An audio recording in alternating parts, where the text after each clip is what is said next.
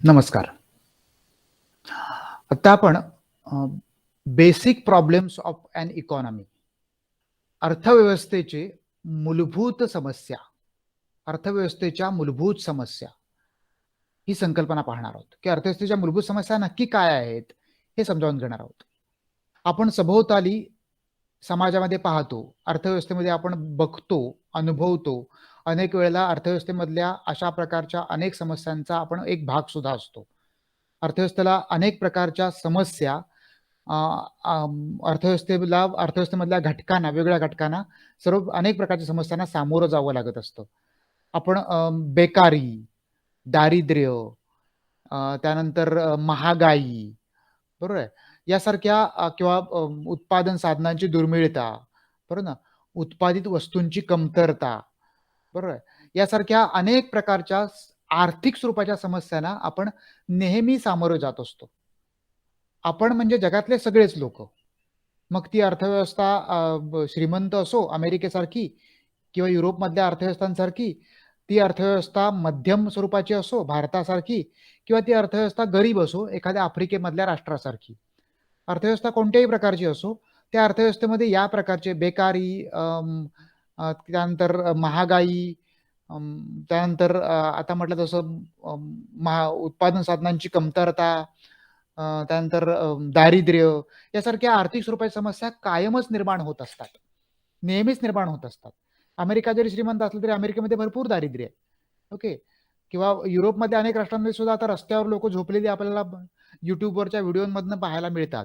बरोबर. अमेरिकेमध्ये सुद्धा आपल्याला अमेरिकेच्या वेगवेगळ्या रस्त्यांवर लोक झोपलेली, रस्त्यावर राहणारी, दारिद्र्यामध्ये जीवन कंठणारी लोक आपल्याला पाहायला मिळतात. तसंच भारतासारख्या मध्यमवर्गीय अर्थव्यवस्थेमध्ये किंवा मध्यम स्वरूपाच्या अर्थव्यवस्थेमध्ये सुद्धा श्रीमंत, मध्यमवर्गीय, दरिद्री अशा सगळ्याच प्रकारची लोक दिसतात. मोठ्या प्रमाणात बेकारी पण दिसते, महागाई पण दिसते, की जी इतर राष्ट्रांमध्ये सुद्धा दिसते. बरोबर ना. अशा प्रकारे हे जे प्रॉब्लेम आहेत अर्थव्यवस्थांचे, हे सगळ्याच अर्थव्यवस्थांचे आहेत. ओके. त्यामुळे हे जे प्रॉब्लेम आहेत अर्थव्यवस्था, ज्याला आपण आर्थिक समस्या असं म्हणतो, म्हणजे बेरोजगारी, महागाई हे सगळ्या आर्थिक समस्या आहेत. या सगळ्या ज्या आर्थिक समस्या आहेत, या सगळ्या आर्थिक समस्या सर्वच राष्ट्रांना किंवा सर्वच प्रकारच्या समाज व्यवस्थांना भेडसावत असतात. आता या आर्थिक समस्यांचा आपण जर मुळातूनच विचार केला, यापैकी अनेक समस्यांचा अभ्यास आपण कुठे ना कुठे यापूर्वी केलेला आहे. बेकारी म्हणजे काय किंवा दारिद्र्य म्हणजे काय, त्याचे प्रकार वगैरे. या अनुषंगाने आपण कुठे ना कुठे याचा अभ्यास केलाय, वाचन केलंय. जर या समस्यांचा आपण मुळाशी जाण्याचा प्रयत्न केला, की या समस्यांचा आपण अभ्यास करायला घेतला, तर आपल्या लक्षात येतं, की या समस्या मुळात निर्माण होण्याचं कारण अर्थव्यवस्थेला उपलब्ध असणाऱ्या स्त्रोतांची दुर्मिळता हे आहे. ओके. मुळात बेकारी का निर्माण होते? किंवा मुळात महागाई का निर्माण होते? बरोबर. मुळात दारिद्र्य का निर्माण होतं? असं का होतं, की समाजातले काही लोकं श्रीमंत असतात आणि काही लोकं खूप गरीब असतात? असं का होतं, की समाजामध्ये काही वस्तूंच्या किमती अर्थव्यवस्थेमध्ये किंवा बाजारपेठेमध्ये काही वस्तूंच्या किमती खूप स्वस्त राहतात. उदाहरणार्थ आपल्याकडे शेतमालाच्या किमती खूप कमी राहतात नेहमी. त्या काही फारशा वाढत नाहीत. बरोबर ना? परंतु इतर वस्तूंच्या किमती फार वेगानं वाढतात. असं का होतं? बरोबर आहे. याच्यासारख्या समस्या उद्भवताना आपल्याला पाहायला मिळतात. बरोबर आहे ना? परंतु मुळात या समस्या का निर्माण होतात? याच्या मुळाशी जर आपण जाण्याचा प्रयत्न केला तर आपल्याला लक्षात येतं, की मुळात आपल्याला जे उपलब्ध असणारे स्रोत आहेत, ते दुर्मिळ स्वरूपाचे आहेत. या सगळ्याच्या पाठीमागं दुर्मिळता आहे. ओके. आणि दुर्मिळता असल्यामुळे त्या स्त्रोतांचा काळजीपूर्वक वापर करणं ही आपली जबाबदारी आहे. आणि त्यामुळे या स्त्रोतांचा काळजीपूर्वक वापर करत असताना आपल्याला काही प्रश्न निर्माण होतात. अर्थव्यवस्थेला काही प्रश्न निर्माण होतात, ज्यांना बेसिक प्रॉब्लेम्स ऑफ इकॉनॉमी असं म्हणतात. ओके. ज्यांना बेसिक प्रॉब्लेम्स ऑफ इकॉनॉमी किंवा अर्थव्यवस्थेच्या मूलभूत समस्या असं म्हणतात. ओके. आपण आता ज्या समस्यांचा उल्लेख केला, आर्थिक समस्यांचा उल्लेख केला, त्या अर्थव्यवस्थेच्या समग्र पातळीवरच्या आर्थिक समस्या आहेत, की ज्या आपल्याला समग्र पातळीवर जरी असल्या तरी वैयक्तिक पातळीवर सुद्धा भेडसावतात. आपल्याला सुद्धा बेकारीची समस्या भेडसावते, महागाईची समस्या वैयक्तिक पातळीवर सुद्धा भेडसावते. परंतु मुळातच ती समाजाची समस्या आहेत. ओके. समग्र पातळीवरच्या आर्थिक समस्या आहेत. या मुळातच निर्माण का होतात? तर अर्थव्यवस्थेमधले जे स्त्रोत आहेत ते दुर्मिळ आहेत. ओके. या दुर्मिळ स्वरूपाच्या स्त्रोतांचा वापर करत असताना, काळजीपूर्वक वापर करत असताना आपण हे स्त्रोत वाटेल तसे वापरू नाही शकत. बरोबर ना. या स्त्रोतांचा आपल्याला काळजीपूर्वक वापर करावा लागत असतो. आणि हा वापर काळजीपूर्वक करत असताना, हा काळजीपूर्वक वापर करत असताना काही प्रश्न निर्माण होतात. ओके, ज्या प्रश्नांना basic problems of an economy असं म्हणतात. समाजाच्या मूलभूत समस्या असं म्हणतात. ओके, आता हे जे स्त्रोत आहेत, हे स्त्रोत म्हणजे काय? ओके, कसल्या स्त्रोतांचा आपण विचार करतो आहोत? हे जे दुर्मिळ स्त्रोत आहेत, प्रामुख्याने हे स्त्रोत म्हणजे उत्पादन प्रक्रियेचे स्त्रोत आहेत. ओके, आपल्याला ठाऊक आहे मानवाच्या गरजा ज्या आहेत, बरोबर ना, मानवाच्या गरजा ज्या आहेत ह्या गरजा अमर्याद आहेत. ओके, आपल्यापैकी प्रत्येकाच्या गरजा कधीही न संपणाऱ्या आहेत, बरोबर ना. किंवा इथे आपण हा शब्द आपल्याला असा न लिहिता, ओके, ठीक आहे, असू दे. मानवाच्या गरजा ज्या आहेत या गरजा अमर्यादित स्वरूपाच्या आहेत, बरोबर ना. आपल्याला माहिती आहे आपली एक गरज पूर्ण झाली की आपली दुसरी गरज आपोआप ऑटोमॅटिकली तयार होते. कारण मुळात गरज ही संकल्पना जशी भौतिक आहे तशी ती मानसिक सुद्धा आहे, बरोबर ना. म्हणजे आपल्याला अन्न मिळालं की आपल्याला वस्त्र हवं असतं, वस्त्र मिळालं की निवारा असतो, निवारा मिळाला की मग आपल्याला निवारा आपला व्यवस्थित झाला की मग आपल्याला गाड्या घ्यायच्या असतात, गाडी हवी असते. मग टू व्हीलर घेतली की आपल्याला फोर व्हीलर घ्यायची असते, फोर व्हीलर घेतलं की आपल्याला आणखीन कुठली तरी मोठी गाडी हवी असते, ती घेतली की आपल्याला विमान पण हवं असतं, बरोबर ना. माणसाच्या गरजा कधीही संपत नाहीत. ओके, त्यामुळे माणसाच्या गरजा अमर्यादित असं म्हटलं जातं. परंतु या गरजांच्या पूर्ततेसाठी आपल्याला काही वस्तू आणि सेवा निर्माण कराव्या लागतात. या गरजा अशाच नाही पूर्ण होत. अन्नाची गरज, अन्न पिकवावं लागतं. वस्त्राची गरज, वस्त्र निर्माण करावं लागतं, बरोबर ना. किंवा निवाऱ्याची गरज, निवारा बनवावा लागतो, बरोबर ना. घर वगैरे आपल्याला बनवावं लागतं, बरोबर. किंवा आणखीन कुठल्या गरजा, आपल्या चैनीच्या गरजा, आपल्याला मोबाईल हवा असतो, ती आपली गरज असते आजच्या आधुनिक काळामधली, बरोबर. आपल्याला टीव्ही हवा असतो, बरोबर. आपल्याला फ्रीज हवा असतो, किंवा आपल्याला गाडी हवी असते, टू व्हीलर हवी असते, फोर व्हीलर हवी असते, आपल्याला विमान प्रवास करायचा असतो, वगैरे वगैरे. ह्या सगळ्या ज्या गरजा आहेत या गरजांसाठी आपल्याला वस्तू आणि सेवा निर्माण कराव्या लागतात. ओके, त्या गरजांच्या पूर्ततेसाठी आपल्याला एकतर वस्तूंच्या वापरामधून या गरजा पूर्ण होतात किंवा सेवांच्या वापरामधून. म्हणजे उदाहरणार्थ विमानाची सेवा, बरोबर आहे. आपण काय प्रत्येकजण विमान नाही विकत घेऊ शकणार आयुष्यात, काही जण घेतील सुद्धा आपल्यापैकी. ओके, पण सगळेच जण घेऊ शकतील असं नाही. त्यामुळे विमानाची सेवा घेणार आपण तात्पुरती, बरोबर आहे. किंवा आपण जशी रिक्षा भाड्याने घेतो त्याची सेवा, बरोबर. अशा बँकिंगची सेवा, विम्याची सेवा, अशा काही वस्तू किंवा सेवा निर्माण कराव्या लागतात त्या गरजांच्या पूर्ततेसाठी, बरोबर. त्या वस्तू आणि सेवा निर्माण कराव्या लागतात. ओके, या वस्तू आणि सेवा उत्पादित कराव्या लागतात. त्या वस्तू आणि सेवांचं उत्पादन करावं लागतं. आता या वस्तू आणि सेवांचं उत्पादन करण्यासाठी आपल्याला काही गोष्टी लागतात, बरोबर आहे. या वस्तू आणि सेवांचं उत्पादन करण्यासाठी आपल्याला काही गोष्टी लागतात. या वस्तू आणि सेवांचं उत्पादन काय आपण असं हवेतून नाही करू शकत, बरोबर ना. त्यासाठी आपल्याला काही वस्तू लागणार, काही गोष्टी लागणार. या वस्तू आणि सेवांचं उत्पादन करण्यासाठी आपल्याला ज्या बाबी किंवा जे घटक लागतात त्यांनाच उत्पादन प्रक्रियेचे स्त्रोत असं म्हणतात. ओके, त्यांनाच उत्पादन प्रक्रियेचे स्त्रोत असं म्हणतात. ओके, या वस्तू आणि सेवांचं उत्पादन करण्यासाठी आपल्याला ज्या वस्तू लागतात, ओके, ज्या गोष्टी लागतात, ज्या बाबी लागतात किंवा जे घटक लागतात त्यांनाच उत्पादन प्रक्रियेचे स्त्रोत असं म्हणतात. हे स्त्रोत कोणते आहेत? अर्थशास्त्रामध्ये बेसिकली हे असं म्हटलं जातं अर्थशास्त्रामध्ये की अर्थव्यवस्थेच्या उत्पादन प्रक्रियेमध्ये कुठल्याही वस्तूचं आपल्याला जर उत्पादन करायचं असेल तर त्या उत्पादन प्रक्रियेमध्ये जे घटक लागतात ते घटक 4 प्रकारचे असतात. एक म्हणजे भूमी, ओके, भूमी, त्यानंतर भांडवल, ओके, मी दुसरा लिहायला पाहिजे इथं. त्यानंतर भांडवल, कॅपिटल, ओके, त्यानंतर श्रम आणि संयोजन. ह्या त्या 4 मूलभूत उत्पादन प्रक्रियेचे घटक आहेत, ते स्त्रोत असं म्हणता येईल. संयोजन, उत्पादन प्रक्रियेमध्ये जे जे वापरलं जातं ते सगळं या 4 घटकांमध्ये अर्थशास्त्र या 4 घटकांमध्ये बसवतं. उदाहरणार्थ कच्चा माल लागतो, बरोबर ना.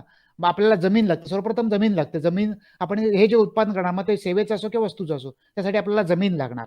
ओके, आपण ते उत्पादन काय अवकाशात करू शकत नाही सध्या तरी. ओके, त्यामुळे आपल्याला जमीन लागणार. त्यामुळे सध्या भूमी, जमीन. त्यानंतर जे इतर जे नैसर्गिक घटक लागतात ते सगळे भूमी या घटकामध्ये विचारात घेतले जातात. अर्थशास्त्र सगळे उत्पादन प्रक्रियेचे नैसर्गिक घटक आहेत. मग ती भूमी, जमीन असेल किंवा कच्चा माल असेल. उदाहरणार्थ समजा साखर तयार करण्यासाठी ऊस लागतो, कापड तयार करण्यासाठी कापूस लागतो, बरोबर. या सगळ्या जो कच्चा माल लागतो, जो नैसर्गिक स्वरूपाचा आहे, तो सगळा कच्चा माल भूमीमध्येच अर्थशास्त्र विचारात घेतो. तो त्या सगळ्याला रिप्रेझेंट करणारा भूमी हा एक घटक विचारात घेतला जातो. त्यानंतर आणखीन इतर काही घटक असतील, बरोबर ना. जे निसर्गामधून आपण घेतो ते सगळे घटक अर्थशास्त्रामध्ये भूमी हा जो घटक आहे त्यातला, तो त्या सगळ्या घटकांना रिप्रेझेंट करतो, त्यांचं प्रतिनिधित्व करतो. त्यानंतर दुसरा महत्वाचा घटक लागतो भांडवल. ओके. उत्पादन प्रक्रिया पुढे नेण्यासाठी आपल्याला आर्थिक स्वरूपाचं भांडवल लागतं, पैसा लागतो. त्याला अर्थशास्त्रामध्ये भांडवल असं म्हटलं जातं. Okay, capital. त्यानंतर तिसरी गोष्ट लागते श्रम, लेबर. ओके.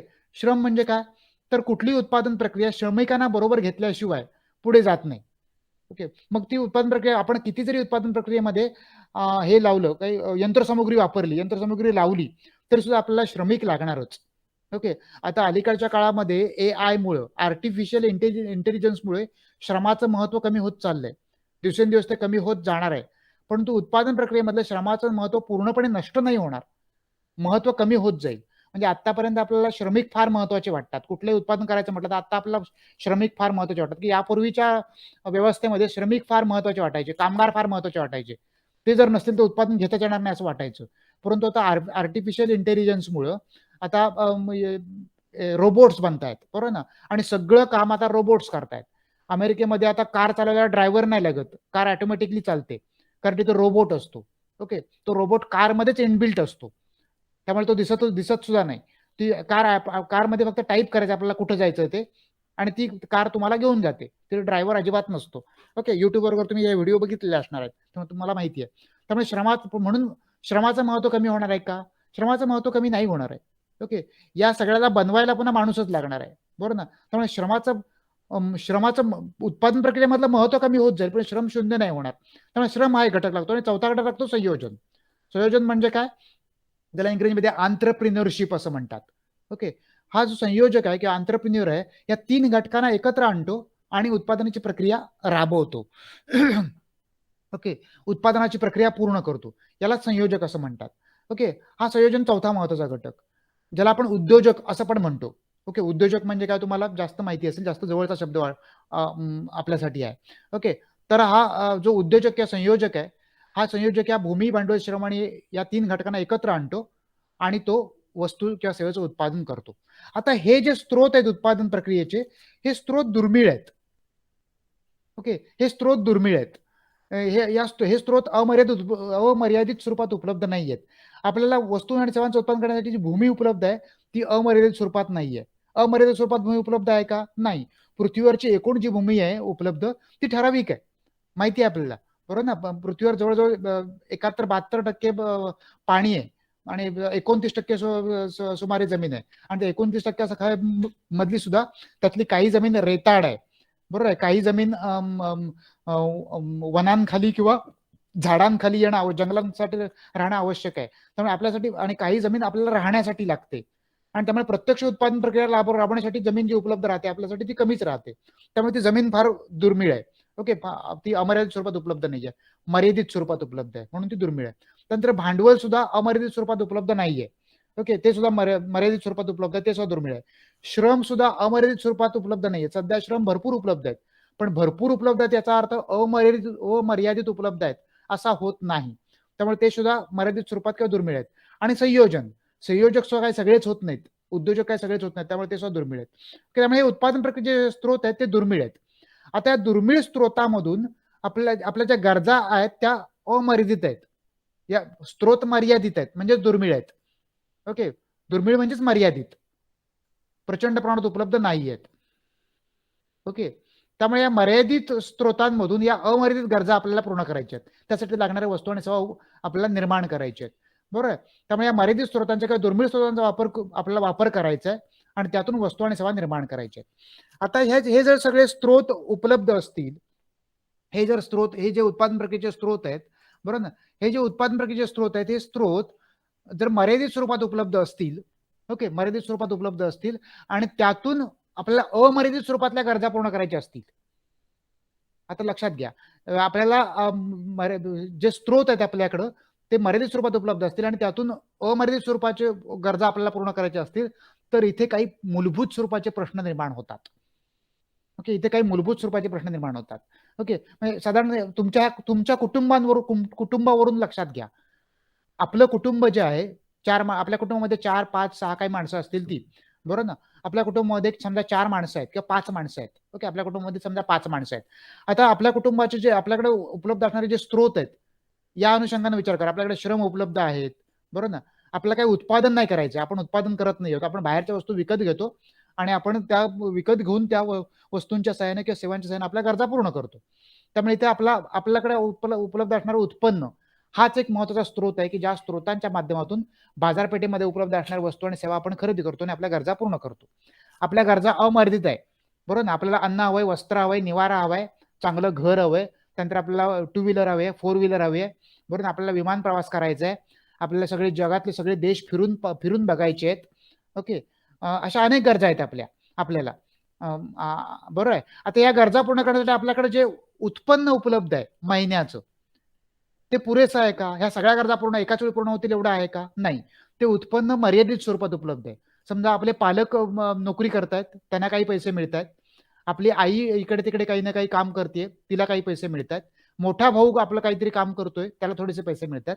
आणि उरलेले कुटुंबामध्ये 5 जण असतील, उरले 2 जण जे आहेत ते शिकतायत. ते मात्र काही कमवत नाहीयेत.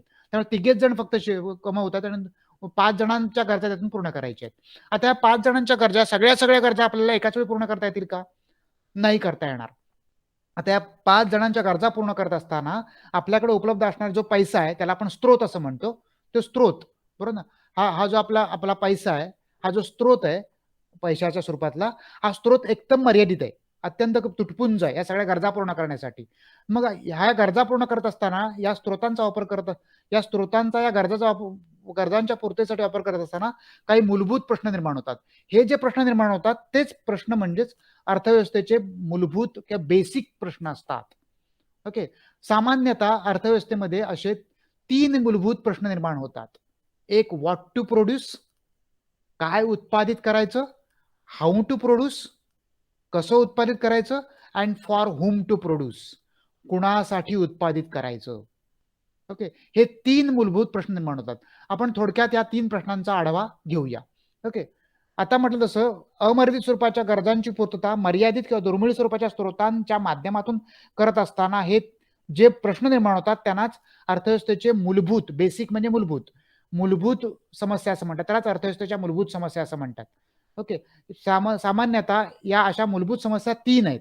एक म्हणजे व्हॉट टू प्रोड्यूस, काय उत्पादित करायचं, हाऊ टू प्रोड्यूस, कसं उत्पादित करायचं, आणि होम टू प्रोड्यूस, कोणासाठी उत्पादित करायचं. ओके. हे या 3 प्रश्नांचं स्वरूप आपण थोडक्यात समजावून घेण्याचा पटकन प्रयत्न करूया. ओके. अगोदर बघूया आपण व्हॉट टू प्रोड्यूस, काय उत्पादित करायचं. आत्ता म्हटलं तसं गरजा अमर्यादित आहेत.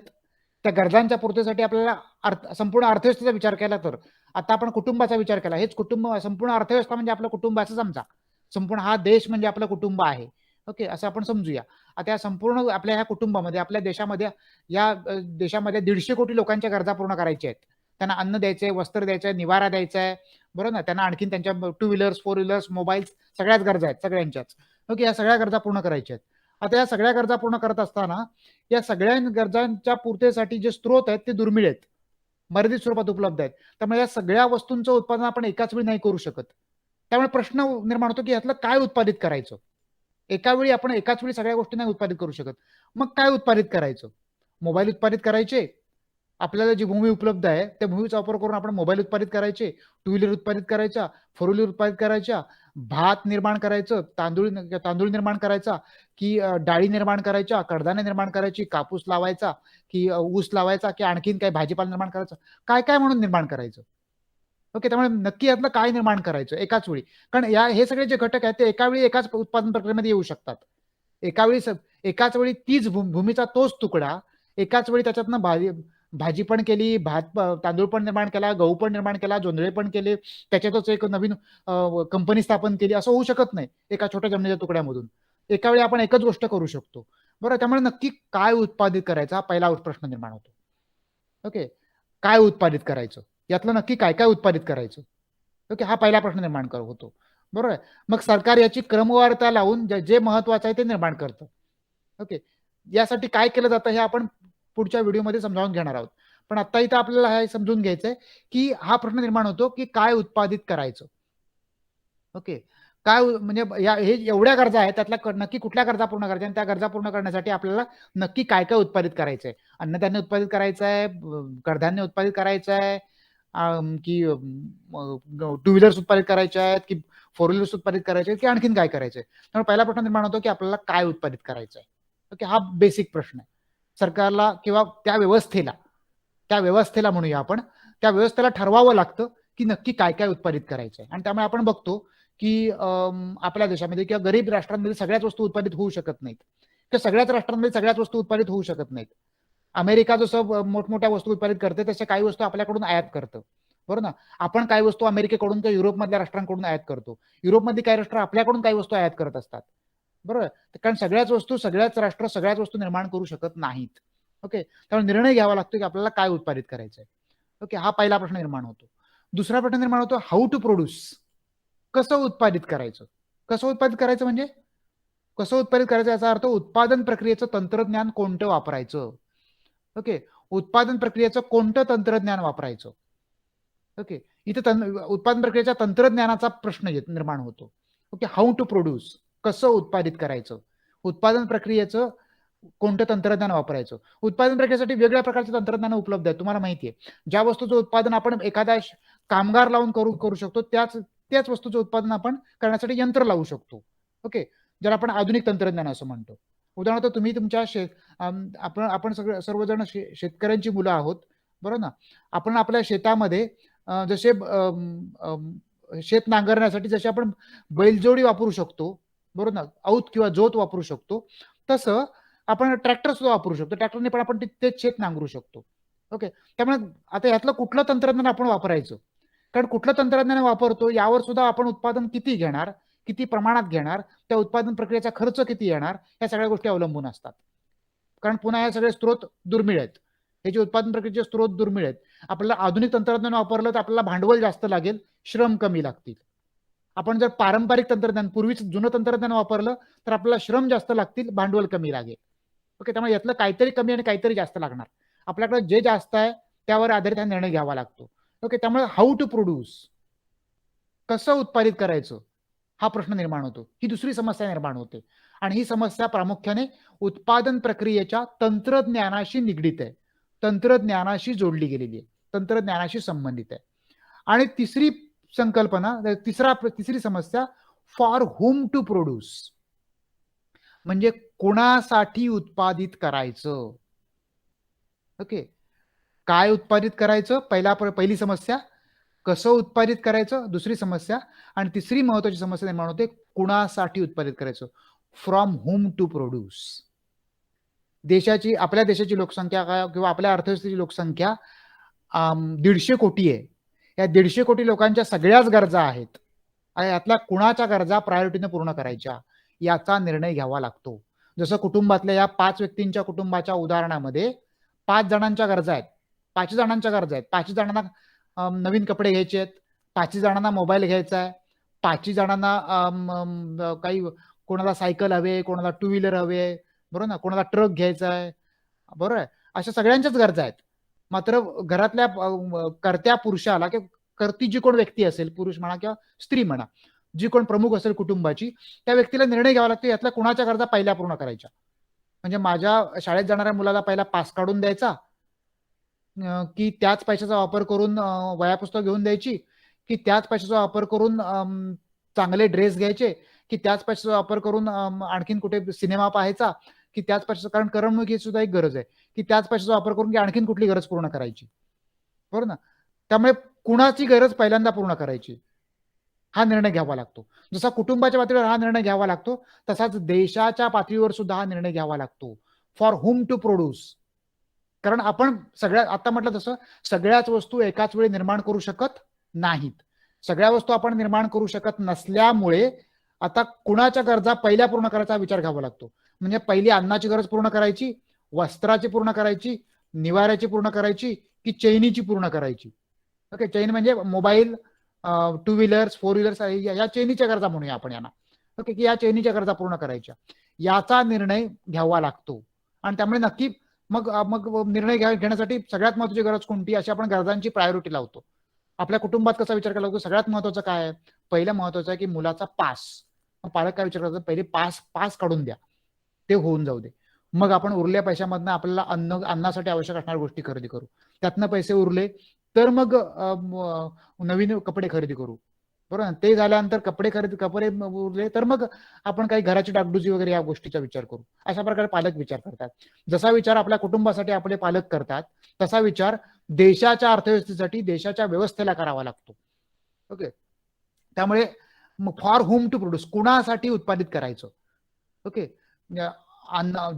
ज्यांची अन्नाची गरज तीव्र आहे त्यांच्यासाठी अगोदर अन्न उत्पादित करायचं, की अगोदर वस्त्र उत्पादित करायचं, ओके, की अगोदर आणखीन काही उत्पादित करायचं. ओके. त्यामुळे कुणासाठी उत्पादित करायचं, पहिलं कुणाच्या गरजांना प्राधान्य द्यायचं, याचा निर्णय घ्यावा लागतो. ओके. हे 3 मूलभूत समस्या अर्थव्यवस्थेमध्ये निर्माण होतात. ओके. आता आपण काय बघितलं, अर्थव्यवस्थेमध्ये ह्या 3 मूलभूत समस्या बघितल्या. कोणत्या? काय उत्पादित करायचं, कसं उत्पादित करायचं आणि कुणासाठी उत्पादित करायचं. या 3 मूलभूत समस्या मुळात का निर्माण होतात, कारण आपल्या गरजा अमर्यादित आहेत आणि त्या गरजा पूर्ण करण्यासाठी आपल्याकडे जे स्त्रोत आहेत उत्पादन प्रक्रियेचे ते दुर्मिळ किंवा मर्यादित आहेत. अशा प्रकारची स्थिती असल्यामुळे हे 3 मूलभूत प्रश्न, या 3 मूलभूत समस्या निर्माण होतात. या समस्या सोडवण्यासाठी कशा प्रकारचे प्रयत्न केले जातात हे आपण पुढच्या व्हिडिओमध्ये विचारात घेऊ.